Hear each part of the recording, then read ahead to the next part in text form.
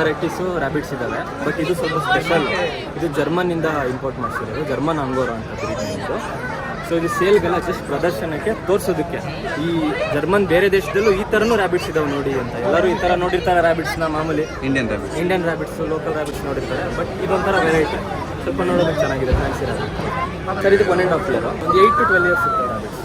ಏನು ಅದಕ್ಕೆ ತಿನ್ನೋಕ್ಕೆಲ್ಲ ಸೇಮ್ ಎಲ್ಲ ರ್ಯಾಬಿಟ್ಸ್ ಏನು ತಿಂತಾವೆ, ಕ್ಯಾರೆಟು, ತರಕಾರಿ, ಪ್ರತಿಯೊಂದು ಹಣ್ಣು, ಪ್ರತಿಯೊಂದು ತರಕಾರಿಯಲ್ಲಿ ಏನೇನು ಐಟಮ್ ಇದೆಯೋ ಎಲ್ಲ ತಿಂತಾರೆ.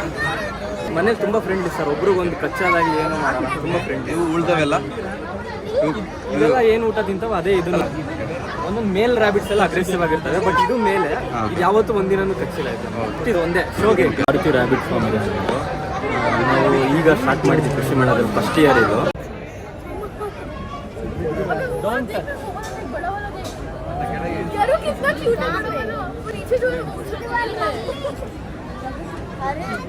अरे